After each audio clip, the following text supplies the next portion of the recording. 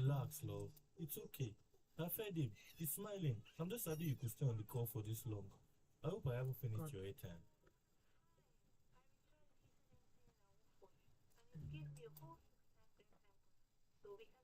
Okay. So Enjoy a woof that makes sense with MTN a woof for you. Dial star 888 star recharge pin hash for 6 times the bonus on your next recharge. You can also use the Momo or the My MTN NG app to recharge. Terms and conditions apply. What are we doing today? you blow. That's what we are doing today. There's a new cuisine in town. A glass of wine, a cup of coffee, and if you're like me, a glass of smoothie. With signals served on Lagos Talks 91.3 every Saturday at 10 a.m. Your Where mind do I start will from? dream again. Ah! Okay, so we're good to go. I repeat you. And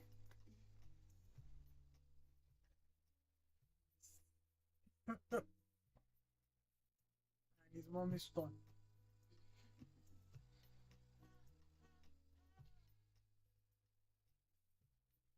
Something that I want. You're good. Yeah. Anyone you want. Just enjoy yourself. Just enjoy yourself. Or something I was looking for a proper. Welcome back to Signals on 91.3. My name is Adewunmi Oshodi. I have a guest with me, Kotsi Aniwura. Thank you. You know, I've had to call you. Someone that I have looked for a while, and here she is with me. Where do we start from? She is the Director of Marketing and Corporate Communications at Boa Foods, a graduate of last reading biochemistry. I like the way the biochemistry and marketing is going together. She started so I have a long one, a full 2-page. So this is what we're going to do. Our knowledge, industry knowledge is vast. Having had experience managing brands in the FMCG, oil and gas, telco, consumer electronics, retail, and financial sector, she has held various management positions in 3 other companies, while leading diverse teams to deliver business objectives through marketing and corporate comms for global brands. And the brands are plenty brands.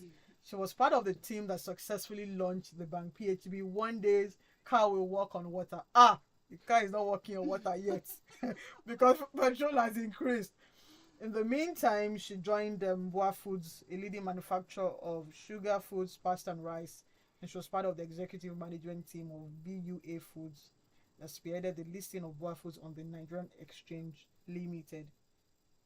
Now, she's been in the position of she brings to this position over 70 years, decade plus 7 years of experience across brands management, stakeholder management, marketing, communication, radio, TV, and she's with me here, event production, and customer relationship management. This is what I was looking for. She's a go-getter, an intrinsic leader, a mentor, and a hard-working team player. She's also a versatile and creative marketing professional with proven success in assisting conglomerates, multinationals grow their businesses across Africa. And she's a proud mother of 2 kids who are right with me in the studio. So I have with me Ade, Wale, Adiola, and Ade Simi. Yeah, she's so. This morning I have with me Adewunmi Desalu. So I have a name stake with me. Welcome to welcome to Signals on 91.3. Thank you.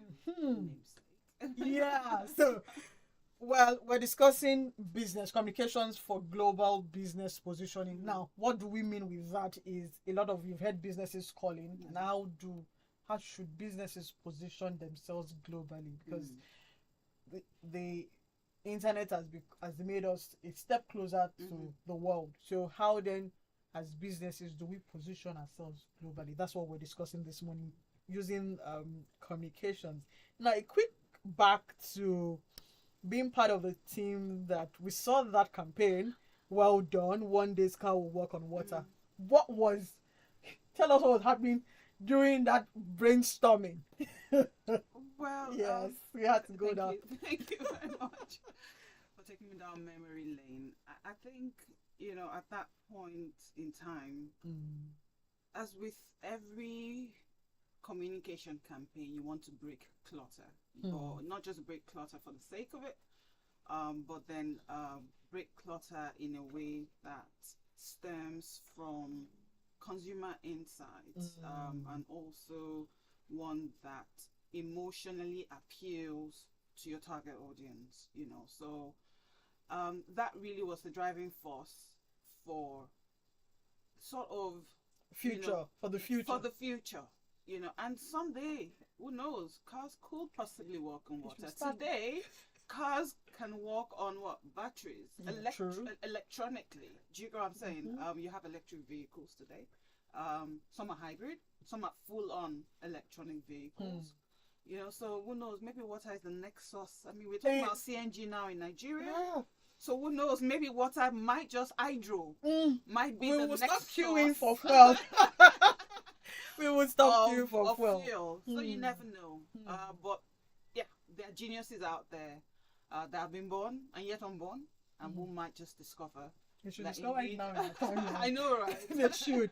Now, for businesses, how can they position themselves globally? Some say they don't know what to do. Yeah. How do we? Some say join LinkedIn, and then for some people, LinkedIn is a place of lying. But no, not lying. But you understand what I'm saying? Yes, I get. So how would small businesses begin to position themselves, even when they say they don't have that big budget? How can they just position themselves that, okay, I can sell to people abroad? Okay. So you mentioned something about some people thinking, oh, LinkedIn is the solution, social media, whatever. It's part of the solution, but I think there is some level of rigor that people need to put into positioning. So starting with understanding the situation. You're talking about global positioning. Yes.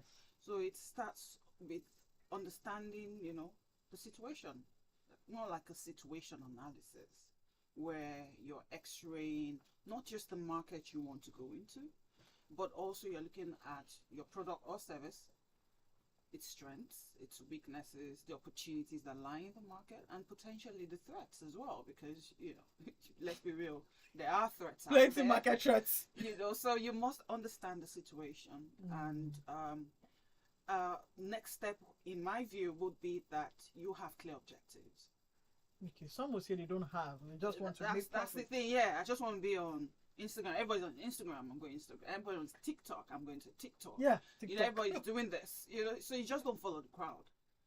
But all the things I'm sort of laying the foundation on right now are the things that can become like a compass and guide you into exactly what tactics and strategies to embrace to position yourself globally.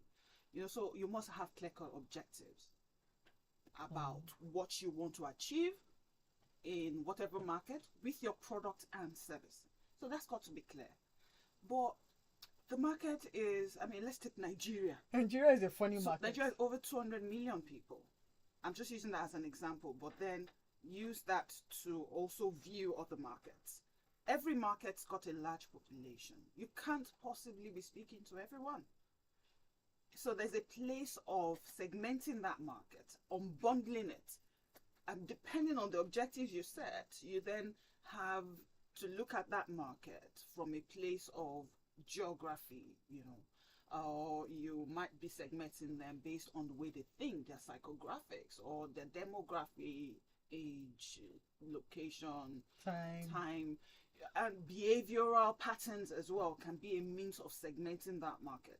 And having done that, you're then able to narrow down to the most profitable segment of that market, most crucial for you as a business, but also the most profitable because you're in it to make profit at the end of the day. So you also are able to drill down to that close-knit segment that will then help you target better. And that forms your target audience, right? Now to positioning. Positioning, I don't want to sound academic, but putting it very simply is the place a brand or a product occupies in the mind of a consumer, relative to competition. That's what positioning is. And you cannot achieve positioning if you do not have a clear value proposition, Hmm. or simply put, a clear-cut message. Do you understand what I'm saying? Yeah. You know, so that's very important. So you must craft your value proposition so that you're able to hold a space in the minds of your competitors, or sorry, of your consumers, in a way that distinguishes you from competition, right? So it's the But you target of the can't- mind. It's about the mind, you know, because when at the point of purchase, you want to be the first product or They're service thinking that about. they're thinking about. Hmm. You know, and you don't do that without understanding what your own USP is, unique selling proposition is, and also not understanding and gleaning insights from the consumer. It's a mix of those two that then help you come up with a solid value proposition that can help you gain foothold in the minds of consumers. You know, so I haven't done all of that. Yeah. Yeah. We have to battle for our mind like this. Exactly. So I haven't done all of that. You can then begin to think of strategies, you know, that would help you reach them, engage them, and convert them. And that's where you begin to talk about advertising where? On LinkedIn, TikTok, wherever it is, depending on your objectives. Or you begin to talk about public relations. You begin to talk about sponsorship, you know, event marketing or experiential marketing, digital marketing, and all of those sort of strategies that would then help you engage them and possibly, if well targeted, convert them to the desired outcome. Now some will say Yeah. that we've gained mind share. That's mind share. You've gained your mind concerning this particular product, but yet we're not really doing well in the market. So let's take, for example, a product, biscuit, for example, and do people see biscuits? I saw something yesterday. Somebody posted something that the biscuit company, when they want to tell you that they've increased prices, they will not tell you anything. They'll just remove one. You know, it used to be 5. It used to have like 5, I like, know, right? and then they'll remove one, and then Sometimes they make it flatter. oh Lord. And I think I went to buy biscuit for someone, and biscuit we should know as 20 naira. It's not 100 naira, and I'm like, Yeah, oh. that's the reality. So that reality, how then do we, with the current, don't be nice, with the current economy, Nigeria can be very tiring sometimes. How then, and the reality, income is not increasing, and people still have products to sell, and everybody's fighting for the money that is still not enough. That's the way it is. It's still not enough.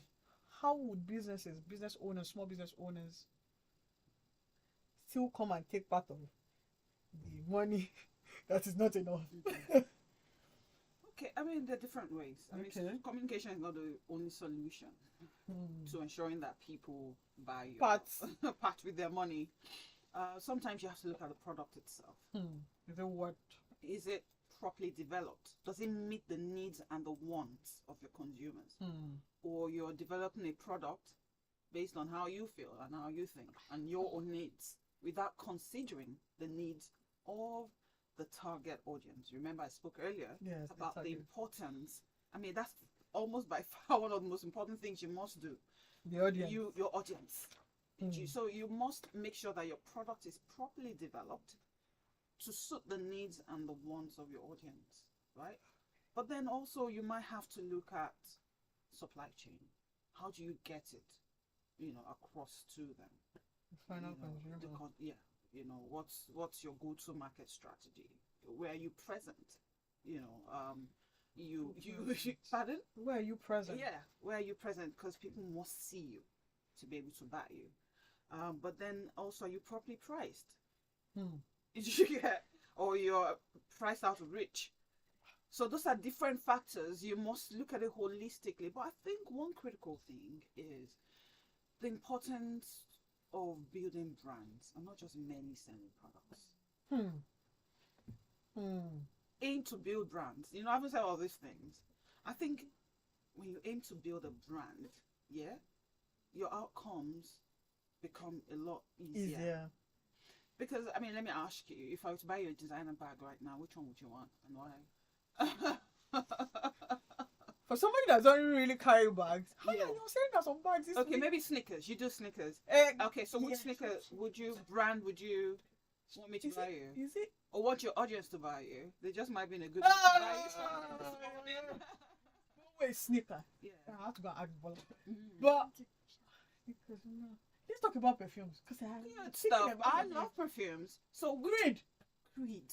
Ah! Creed and Creed Aventus. Aventus. Yes. Okay, you'd want Creed Aventus. Yeah. Yes. Um. I asked somebody yesterday. Yeah. I said it was 570. I said salary, somebody's salary for 1 month. I still asked about it yesterday. I know. And I was like, no, don't do this. There is a job. I said, no, that's what I want. I said, So the question is, why Creed? no, this is very good. Why Yeah. Creed? I think because it has a long-lasting smell, and then it has a powerful feel that I like. Yeah. Yes. Okay. Yeah. And then, I mean, there are other perfumes that have powerful smell, long-lasting smell, But that's and a powerful. very You know, is there something you I- associate with that name, Creed? wealth. Do you get? Yeah. Wealth. Yeah. Conservative. Oh. And you feel it confers all of that on you. Yes. Good. So that's what I'm going to with building brands.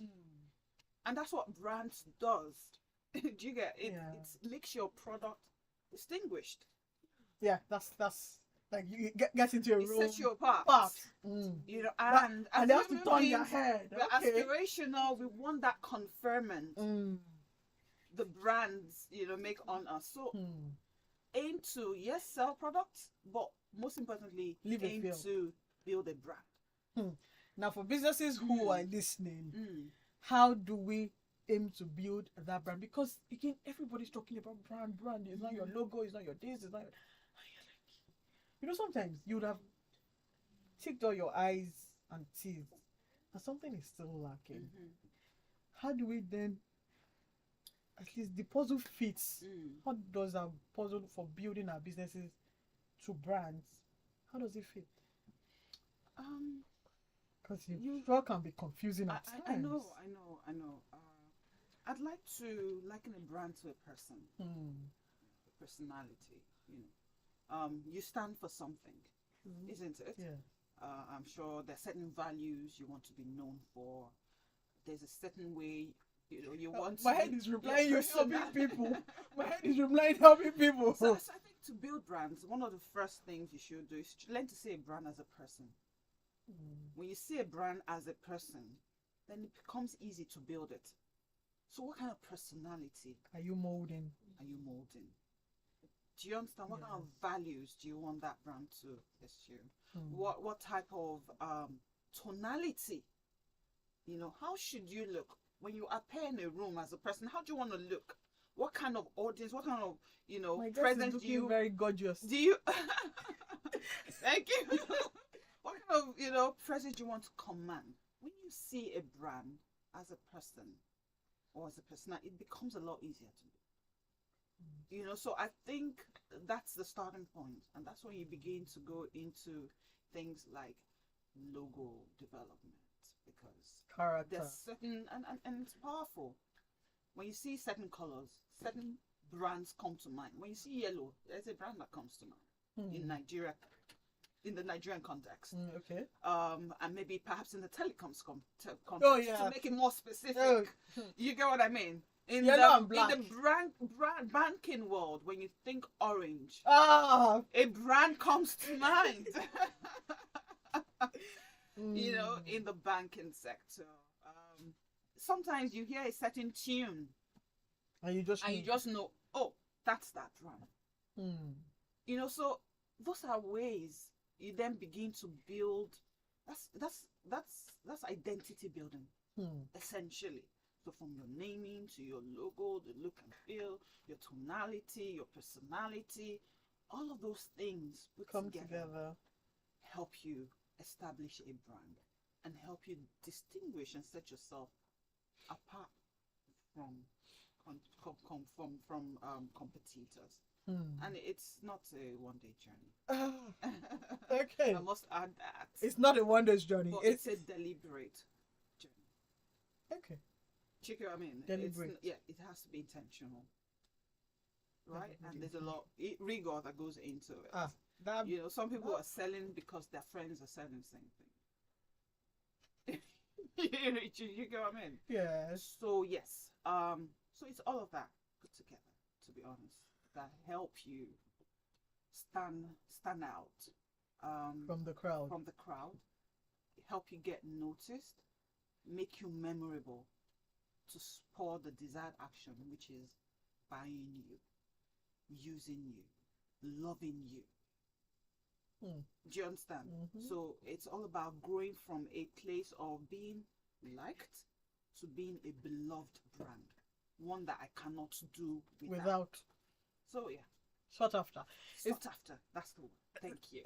The signals on 91.3, we're discussing positioning your business globally. I have with me Adewunmi Desalu. If you have questions, comment, you can send us a WhatsApp message 0809 009 234 5913 or call 0809 191 3913. If you're struggling with the business, quickly call her and ask her before she leaves us.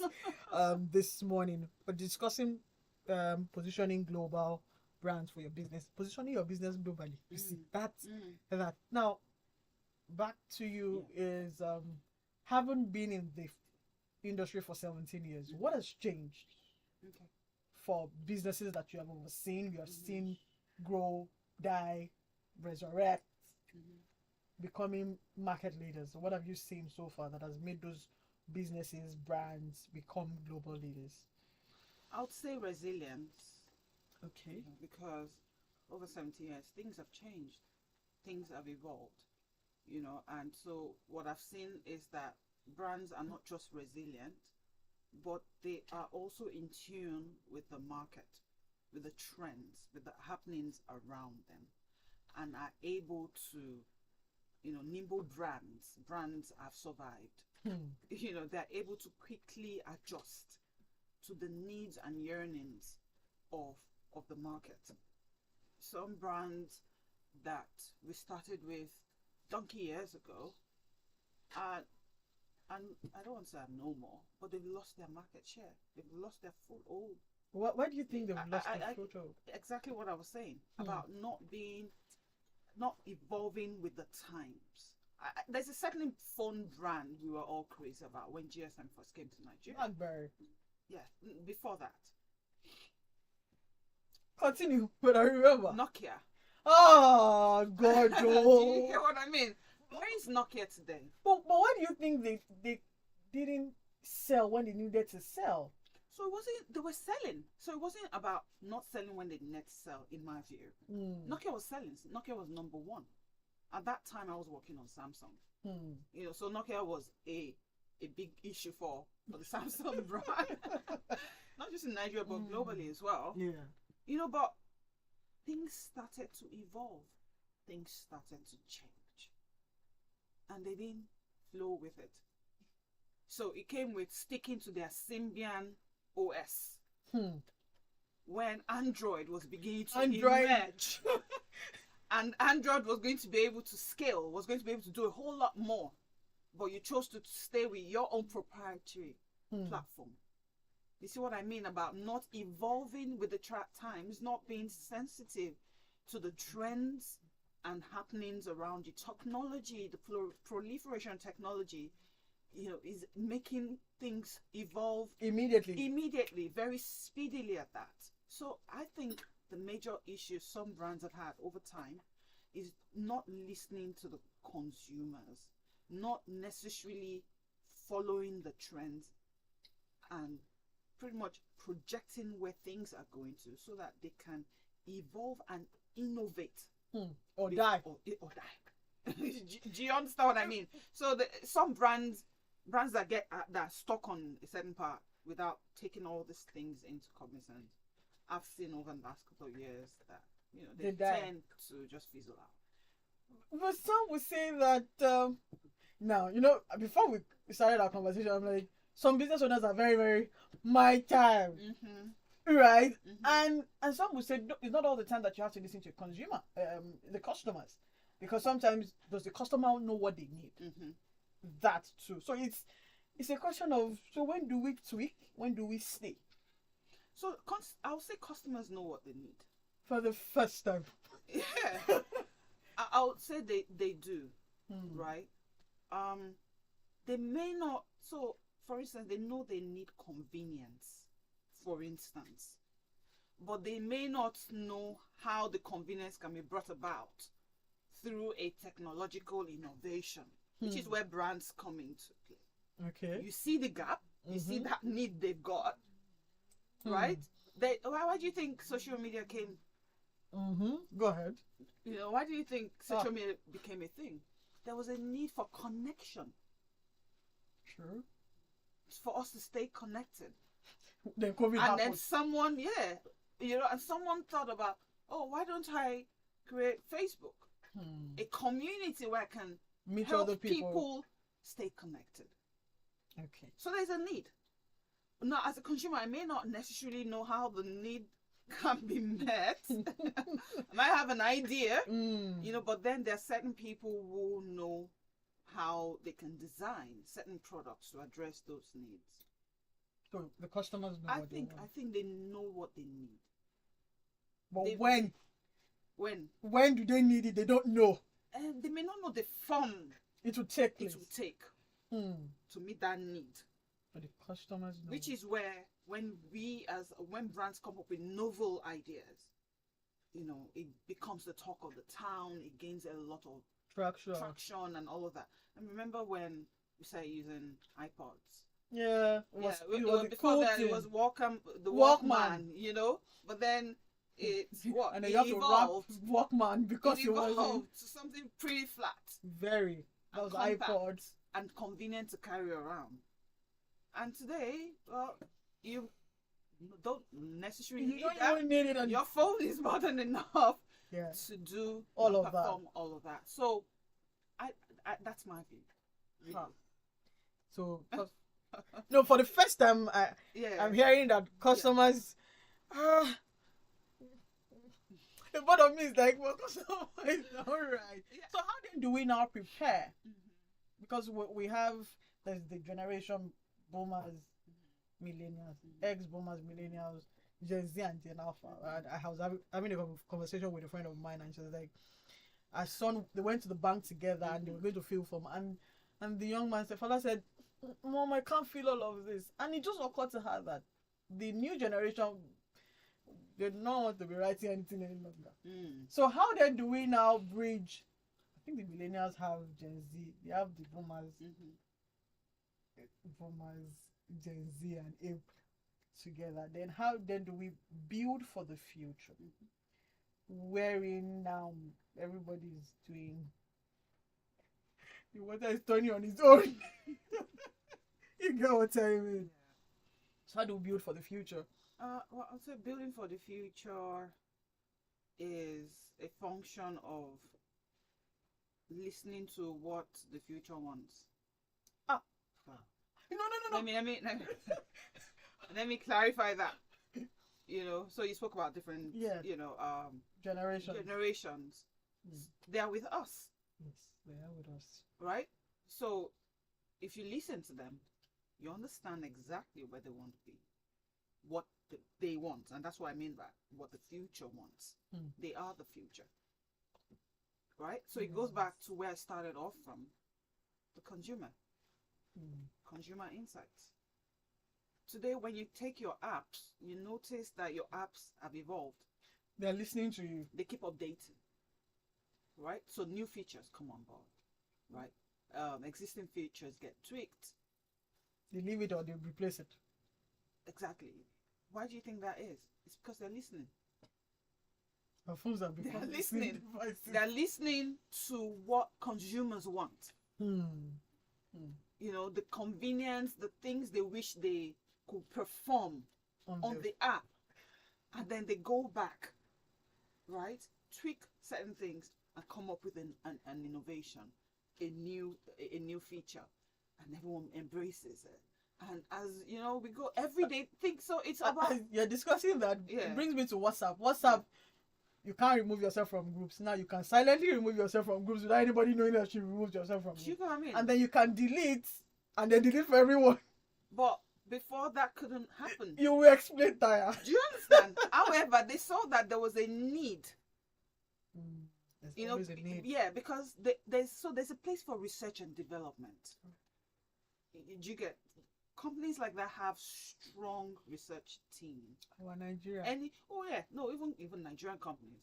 Some Nigerian companies do, I believe so. Companies that have lasted and stood the test of time. Research and development is so critical. R&D. Because how else can you garner insights to bring about the change that is needed in the marketplace? So it's all about listening, and they're with us now. The future is with us. Oh yes. So let's start listening, and that's why a lot of things, new innovations are coming to the table, even as technology continuously evolves. The signals on 91.3, we're discussing positioning your business globally. What's first? Now for businesses who have a bit stood the test of time, how I have a co-host with me. How do we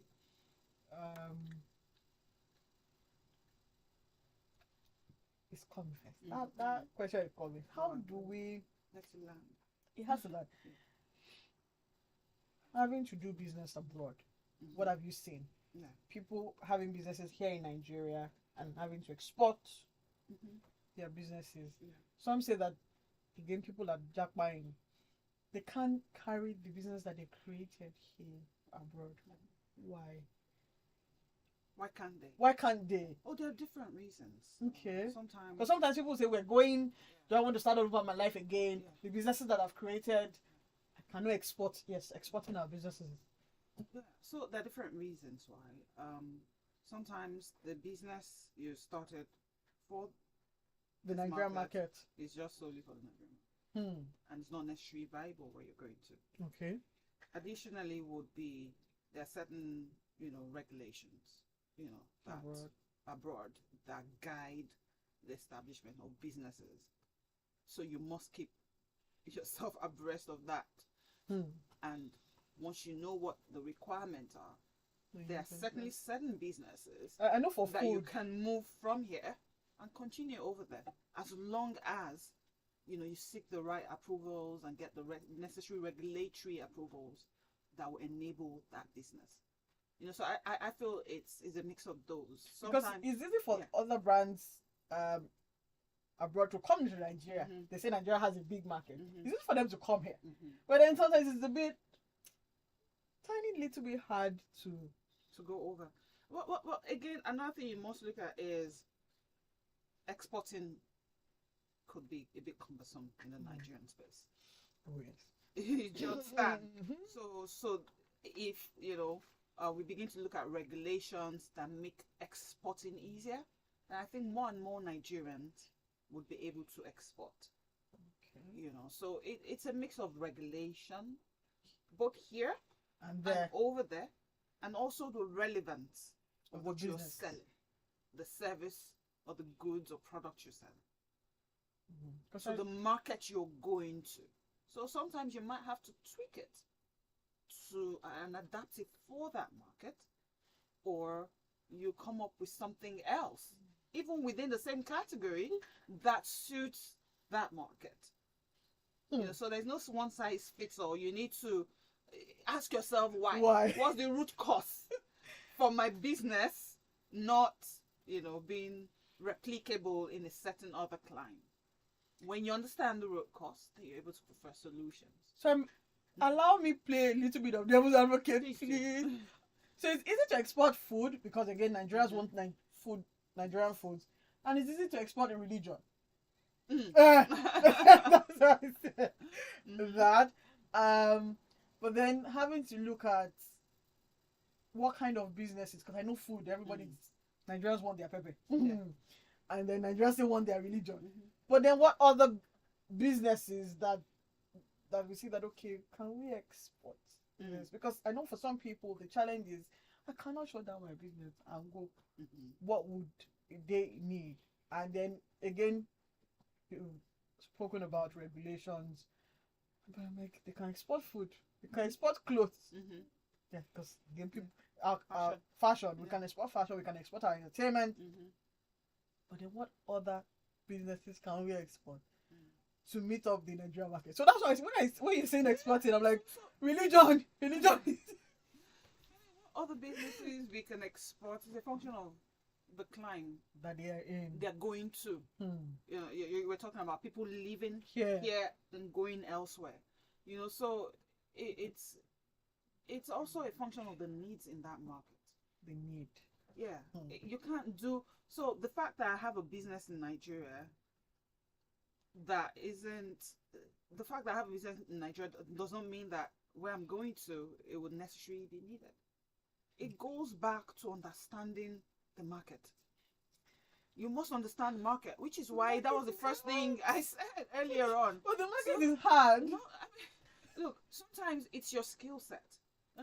There's certain things, the same places you go to where blue collar workers earn a whole lot more, Yeah. even than white collar workers. I was talking to a friend the other day who had a cleaning need, and the cleaner shows up. This is in Europe, and the cleaner shows up in a Mercedes Benz. Okay. A Nigerian at that. People. You know, shows up in a Mercedes Benz. What? To clean the house. Oh yeah. Do you understand? Yeah. So you can also export skill sets, skills. Okay, go ahead. We are going to have them. We are going to have You can also export your skills, your soft skills. because I saw Yeah, somebody so it's- yeah. somebody posted leave tech and leave product management. Go and learn air. And I'm plumbing. Go and learn painting. Electricals, painting, weaving, Air is very expensive. braiding. Do you get what I mean? Mm. So you can also export your skill Skill sets. sets. So it's not just those tangible products That we see. that we see. There are also a lot of intangibles that you can export to the world. And brand around, because if somebody's coming Yeah. to clean my house in Mercedes, You know? yeah. So it's there's so many things you can export. It's not just the tangibles. The services you can export that are relevant here and over there. The signals on 91.3. We'll be right back after this break. Please don't go anywhere. Breathe. I'm ready to breathe. Thank you. Huh?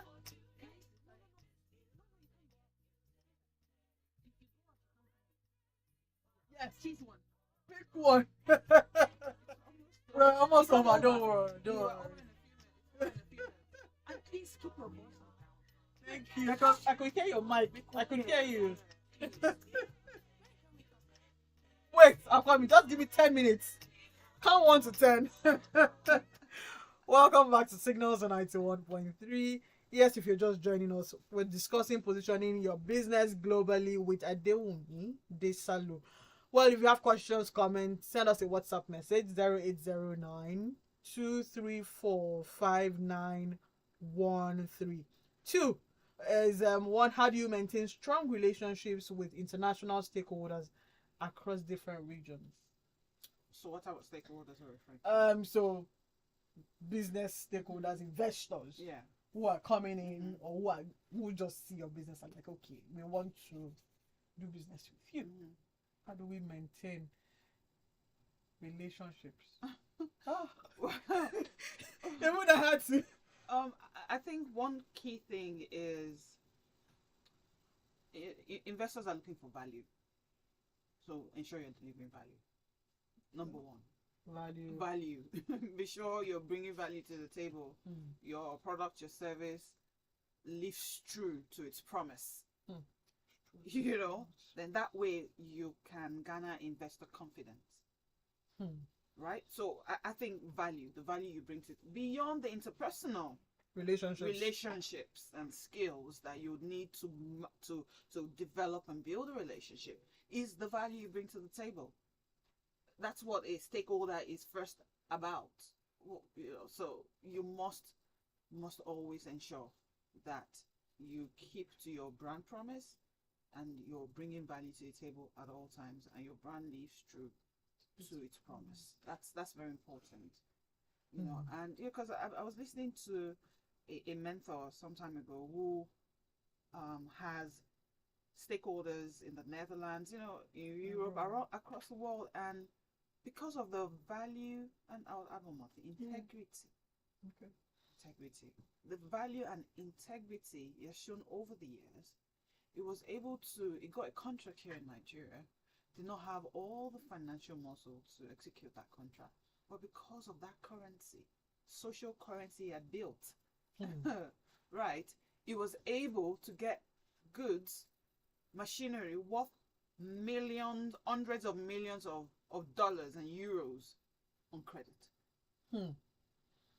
So you see, value, integrity, right? They could see that it was delivering value to society. It was a man of his words, so it was easy for them to extend credit to him. So I think those are some of the ways. Beyond, of course, there's a place for interpersonal relationship and interpersonal skills. Beyond that, if you have a good rapport with someone, but you're not giving them value, what's the point? Be true to your name. That's one. Number two is, we're in the era of AI. What are your thoughts? It's about to be very interesting. It already is. I mean, we're in a time where someone can replicate your image, or just check out Donald Trump. You know, getting endorsements by, you know, using AI to create endorsements. Let's put it that way. So it's about to be, it's interesting times, and it's gonna get more interesting. Sure. You know, so I'll just say that we embrace the change. Already begin to embrace that change. Immerse ourselves in it, because it's a broad spectrum, and there's so much AI can do. You know, so let's immerse ourselves in it, because with time, our skill sets may not carry us into the future. The current skill sets we have may not carry us into the future. We may have to acquire new skill sets that are AI driven. And in some cases, AI is going to take over some jobs. You know, so start positioning yourself for that future, you know, by acquiring relevant skills and information and knowledge you need to function as time evolves. I see AI, yo. I see human still trumps AI. I feel so. Humans still drive AI. Trumps. No, I agree. Yes. You know, so it's not going to be a total extinction of humans. What's AI without humans? You know, we developed it in the first place. But reality is that there's some skill sets that were obsolete, great importance way back, that are no longer, because of technology and advancement in technology. You know, so it will keep advancing, and that's why trends, we must be abreast of happenings around us and the potential effect technological trends can potentially have on us and position for the future. Okay, speaking of the future, what would you like to see for businesses across Nigeria for the future? So for the future, I want to see businesses that outlive their owners. More businesses, more Nigerian businesses that outlive their owners. Why? Because it's lacking. We have very few Nigerian businesses that, I don't know of any Nigerian business that is 100 years old. Do you know? Not yet. Not yet. But you know of a lot of global conglomerates and organizations that 100, 250, 150. But what do you think is different from them? And they're there, they're here.